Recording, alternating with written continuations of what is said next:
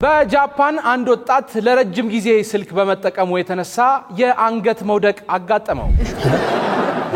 ይገርማል እንግዲህ ስልኩ ይወድቃል ተብሎ ነበር የተገመተው። የአንገት መውደቅ አንገቱ ነው የወደቀው። በዚህ ዘመን ስልክ ስንቱን መሰለ አንገት ደፍ ያስባል። ለዘላለም ጫው ማለት ደውል ጊዜም አንገት ደፊ ድሮፒንግ ሄድ ሲንድሮም ነው የሚባለው በሽታው። እንግዲህ በአንገቱ ጀርባ ላይ ትልቅ እብጠትና የአንገቱን ጡንቻዎች ተጠቅሞ ራሱን ማንሳት አልቻለም ነው የተባለው።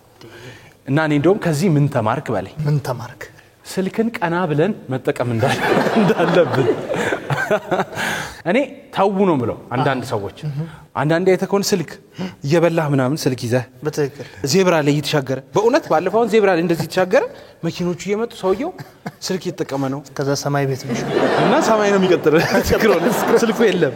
ስልኩስ በቃ በዚህ ዘመን ሰው አበዳሪውን ብቻ ነው በሙሉ አይኑ ያየ የሚያናገር እንጂ ሌላ ቦታ ሲሆን ስልክ ይዞ ነው የሚቀመጠው። ሁሉም አንገት ደፍ ይሆን ሁሉ እና ይሄ በዚህ ምክንያት እንግዲህ በዚህ ደረጃ ሰውየው ታሟል። መጀመሪያ ላይ ዶክተሮች የወደቀውን ጭንቅላቱን አንገቱ ላይ ለማከም ሞክረው ነበር። ከዛ ምንድነው ያደረጉለት? በተከታታይ በተደረገው የቀዶ ጥገና ሂደቶች ውስጥ አንገቱን ለማስተካከል በአንገት አጥንት ውስጥ ብሎኖችና የብረት ዘንጎች በማስገባት ይገርማል። ለስልክ እኮ ነበር ብረትና ብሎን የሚያስፈልገው ለሱ አንገት በገዛ እጄ በር ማጥፊያ ትሆናል።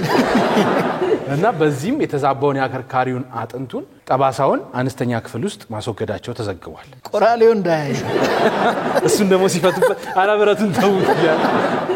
እንግዲህ ዶክተሮች የስማርትፎን አጠቃቀምን በተመለከተ ጥንቃቄ እንዲደረግ መክረዋል።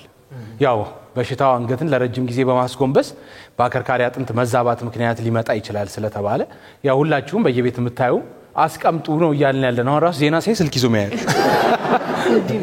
ወይ ስቀሉት እንደ ቲቪ ስልኩ